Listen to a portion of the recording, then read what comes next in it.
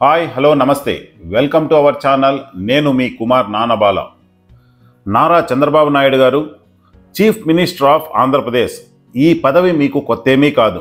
ఉమ్మడి ఆంధ్ర రాష్ట్రానికి 2 సార్లు, విభజిత ఆంధ్రప్రదేశ్కు మొదటి ముఖ్యమంత్రిగా మీ పరిపాలన అందించి ఇప్పుడు ముఖ్యమంత్రిగా 4వసారి బాధ్యతలు తీసుకుంటున్న మీకు ముందుగా NSN తెలుగు ఛానల్ నుంచి శుభాభివందనలు.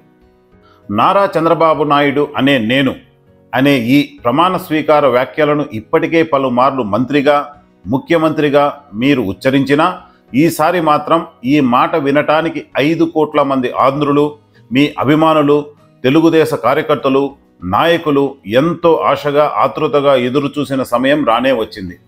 తెలుగు గడ్డపై పుట్టిన అచ్చమైన రైతు బిడ్డ అయిన మీరు విద్యార్థి దశ నుండే రాజకీయాల వైపు ఆకర్షితులవ్వడం, రాజకీయాలను బాగా వంటబట్టించుకొని చురుకైన యువ నాయకుడుగా గుర్తింపు తెచ్చుకోవడం, ఢిల్లీ స్థాయి కాంగ్రెస్ నాయకుల మెప్పు సైతం పొందిన విషయం ఆంధ్ర రాష్ట్రానికే కాకుండా భారతదేశ ప్రజలందరికీ తెలిసిన విషయమే.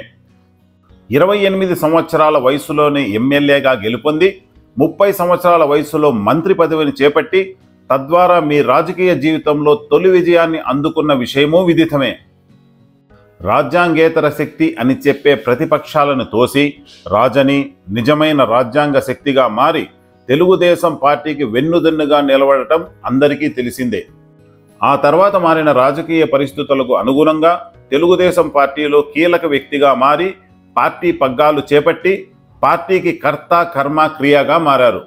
ఆంధ్ర రాష్ట్రం కరువు కోరల్లో చిక్కుకుంటున్న సమయంలో, ఆర్థిక సంక్షోభం ఎదురైన సందర్భంలో ప్రత్యామ్నాయ మార్గాల వైపు దృష్టి సారించి ఇన్ఫర్మేషన్ టెక్నాలజీ భవిష్యత్తులో కీలకంగా మారుతుందని తొలినాళ్లలోనే గ్రహించి తదనుగుణంగా అడుగులు వేసి విప్లవాత్మకమైన నిర్ణయాలతో భవిష్యత్ తరాల తలరాతలను మార్చిన వ్యక్తిగా చరిత్ర సృష్టించారు.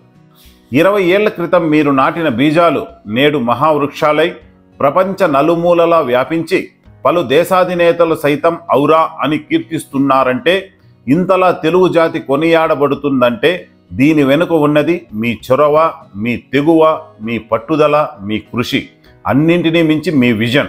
ఇది ఎవ్వరూ కాదనలేని నిజం. ఢిల్లీ స్థాయి నాయకుడిగా ఎదిగే అవకాశాలు వచ్చినా అన్నింటినీ వదులుకొని మీరు ఆంధ్ర రాష్ట్ర అభివృద్ధే ముఖ్యమని భావించారు. కింగ్ మేకర్గానే ఉన్నారు కానీ ఢిల్లీ కింగ్ కావాలని మీరు కోరుకోలేదు. ఈసారి 2024 ఎన్నికలలో సైతం మీరు పోటీ చేసిన 144 నియోజకవర్గాలలో 135 స్థానాలను కైవసం చేసుకుని 7 పదుల వయసులోనూ మీ సత్తాను చాటి ఇటు రాష్ట్రంలోనూ అటు కేంద్రంలోనూ మీ ప్రాధాన్యతను యావత్ దేశానికి తెలియపరిచారు. మీ అభిమానుల మాటల్లో చెప్పాలంటే మీ శక్తి సామర్థ్యాలు అపారం. సార్వత్రిక ఎన్నికల్లో చేశారు వీర విహారం. ఆంధ్రప్రదేశ్కు ముఖ్యమంత్రిగా మీరు ఒక చారిత్రాత్మక అవసరం. అభివృద్ధి గురించి ఆలోచిస్తారు నిరంతరం. మిమ్మల్ని గుర్తుంచుకుంటారు ప్రతితరం. మీరు తెలుగువారు కావటం తెలుగుదేశానికే ఓ వరం. మీ పాలనలో ఆంధ్ర రాష్ట్రం అవుతుంది భారతదేశ మణిహారం.